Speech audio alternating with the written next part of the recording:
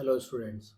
आज हम लोग बात करेंगे the capacity of A cellular system को इंक्रीज करने के लिए सेकेंड मेथड की। जो फर्स्ट मेथड है बाय सेल स्प्लिटिंग, वो तो हम लोग ऑलरेडी पढ़ चुके हैं। आज हम लोग सेकेंड मेथड के बारे में बात करेंगे कि किसी भी सेलुलर सिस्टम की कैपेसिटी हम कैसे इंक्रीज कर सकते हैं। तो आज का जो मेथड है वो है that is called antenna sectoring. That is called antenna sectoring. ये भी एक मेथड है सिस्टम की कैपेसिटी को इंक्रीज करने का। तो अब इसमें देखिए एंटीना सेक्टरिंग में क्या होता है कि देखिए बेसिकली जो एंटीनाज होते हैं, एंटीना का काम क्या होता है आपको मालूम है कि सिग्नल को ट्रांसमिट करना और सिग्नल को रिसीव करना। ठीक।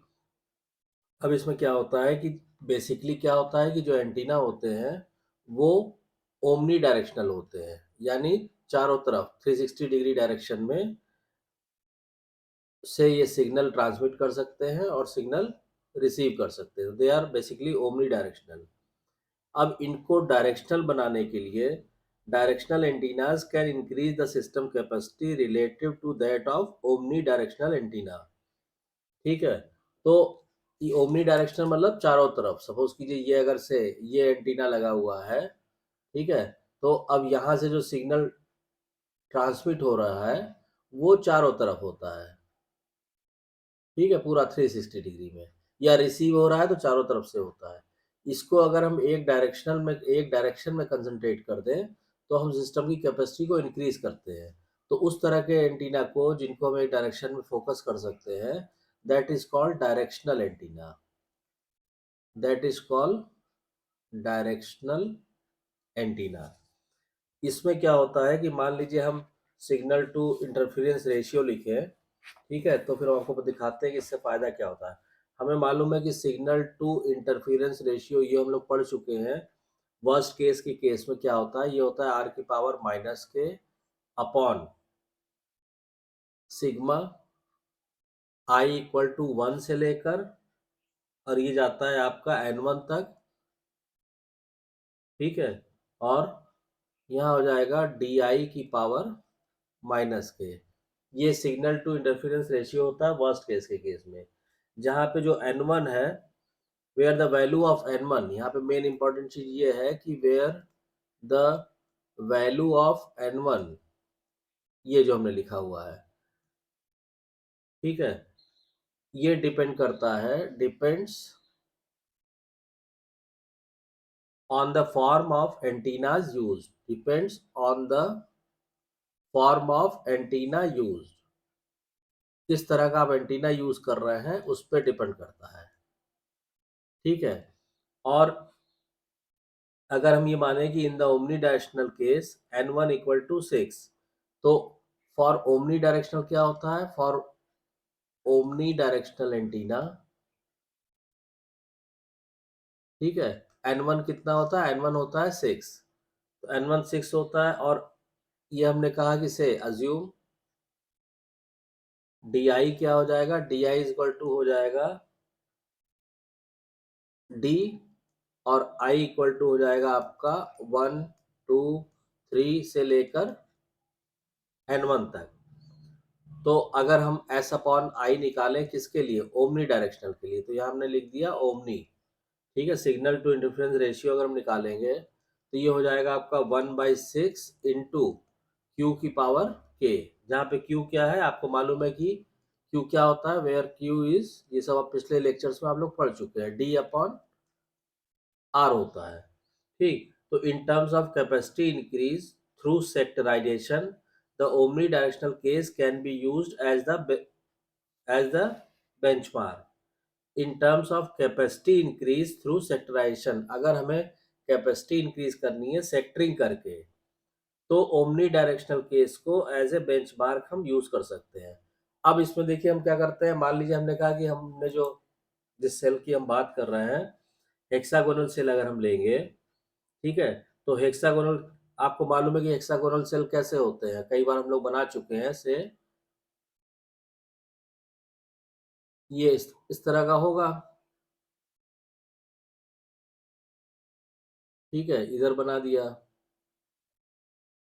और बना दीजिए एक आध ऐसे, इस तरह के हेक्सागोनल शेप होते हैं सेल। अब इसमें क्या होगा कि अगर किसी भी हेक्सागोनल सेल को, मान लीजिए सपोज कीजिए आपने कहा कि इसको हमें सेक्टराइज करना है, इस वाले सेल को, तो हम क्या करेंगे, टोटल 360 डिग्री को हम 60-60 के सेक्टर्स में डिवाइड कर देंगे। यानी ऐसे हमने किया, ये सॉरी ये गड़बड़ हो गया थोड़ा, फिर से इसको कीजिए, सेक्टराइजेशन करेंगे तो 360 डिग्री को 60-60 के उसमें आप ब्रेक कर दीजिए। तो ये हो गया आपका, ये आपने किया ऐसे, ये आपने किया ऐसे, ठीक। एक सेक्टर ये हो गया, ये इस तरह एक सेक्टर, ये 1, ये 2, ये 3, इस तरह से हम सेक्टराइजेशन करते हैं। और हमेशा सेक्टराइजेशन जो है वो मल्टीपल ऑफ 60 डिग्री में किया जाएगा। सेक्टराइजेशन जो है is always done in the multiple of 60 degree. मतलब 60-60 डिग्री के एंगल पे आप सेक्टर बना दीजिए, 120 पे बना दीजिए, 180 बना दीजिए, 240, मतलब in the multiple of 60 degree, पहली चीज। अब इसमें क्या हो गया कि अब मान लीजिए अज्यूम एक, let us assume a 7 cell reuse for the 3 sector case with 120 degree in each sector. तो ये देखिए 3 सेक्टर केस हुआ ये वाला, तो ये 180 डिग्री 120 हुआ, ये 120 हुआ, ये 120 हुआ, ठीक। और हमने क्या कहा है कि 7 सेल रीयूज है, ठीक है। तो the number of interference in the first year is reduce from 6 to 2। तो अगर हम 7 सेल रीयूज बात करें और 3 सेक्टर केस लें, 3 सेक्टर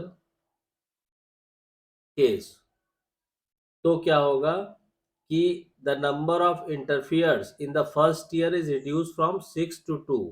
तो नंबर ऑफ इंटरफियर कितना हो जाएगा, नंबर ऑफ इंटरफियर हो जाएगा 6 की बजाय 2 हो जाएगा, ठीक है। तो अब हमने कहा कि अगर हम ये मान लें with D I equal to D, ठीक है, तो क्या होगा कि we have signal to interference ratio, अगर हम ओमनी डायरेक्शनल में लें तो that will become 1/6 into Q की पावर के। और अगर हम 120 डिग्री पे लें, S upon I is equal to 120 degree पे अगर हम लें, तो ये हो जाएगा आपका 1/6 की बजाय 1/2 इंटू क्यू की पावर के, ये आ जाएगा। तो the increase in the signal to interference ratio is then, तो अब इसमें कितना इंक्रीज हो जाएगा, यहीं पे हम कर देते हैं, देखिए। तो S upon I 120 degree divided by S upon I omni, यानी सब तरफ, ये हो जाएगा आपका, कितना आ जाएगा, इसको आप डिवाइड करेंगे तो ये आ जाएगा 3। इसका मतलब क्या हुआ, it means that theoretically the capacity increase from the omnidirectional antenna case is given by the number of sectors in each cell resulting from the use of directional antenna। तो अब देखिए ये जो कैपेसिटी इंक्रीज कर रही है, capacity कितना increase कर रही है, 3 टाइम्स, और हमने यहाँ सेक्टर कितने लिए थे, 3 लिए थे। तो theoretically हम ये कह सकते हैं कि the capacity increase from the omnidirectional antenna case is given by the number of sectors in each cell resulting from the use of directional antenna।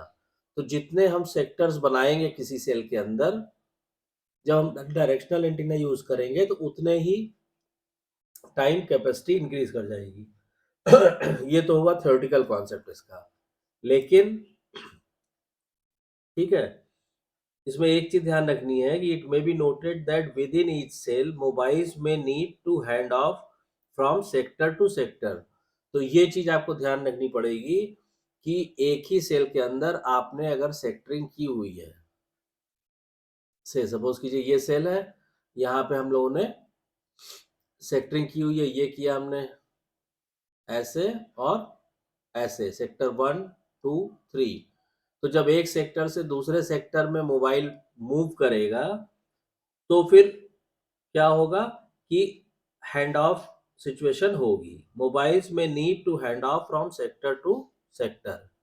जब एक सेक्टर से एक ही सेल के अंदर, देखिए सेल पूरा एक ही है, लेकिन एक सेक्टर से दूसरे सेक्टर में जब मूव करेगा तो उसको हैंड ऑफ की सिचुएशन होगी। However the hand of process can be easily managed by the base station. हालांकि ये जो हैंड ऑफ प्रोसेस होता है, हैंड ऑफ सिचुएशन होती है, उसको बेस स्टेशन आसानी से हैंडल कर लेता है। If the total number of channels available to each cell needs to be partitioned for the sector, the trunking efficiency for each cell is reduced from that without sectoring। ठीक है। अब इसमें क्या होगा कि इसमें हम क्या करते हैं कि a worst case scenario in a 120-degree sectorization where the mobile is located at the corner of the cell, R is the cell radius।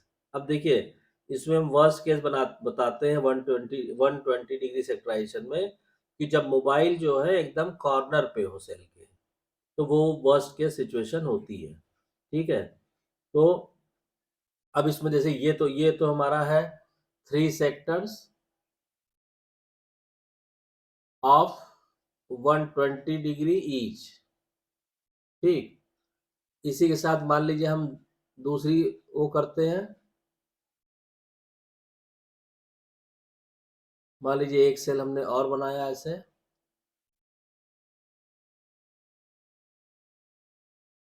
इसमें हमने क्या किया, हमने 60-60 डिग्री पे सेक्टराइजेशन किया है।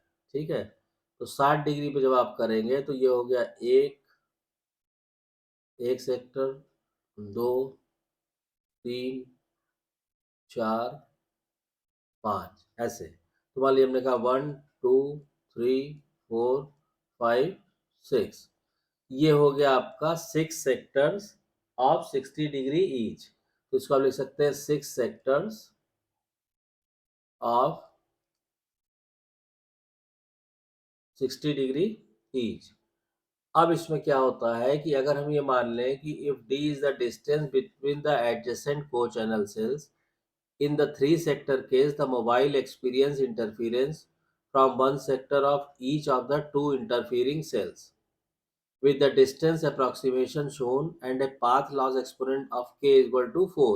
अगर हम path loss exponent k को 4 मान लें तो इस केस में क्या होगा, s upon i 120 degree is equal to हो जाएगा r की पावर -4 अपॉन d की power -4 plus d plus 0.7 r की पावर -4, ये आ जाएगा।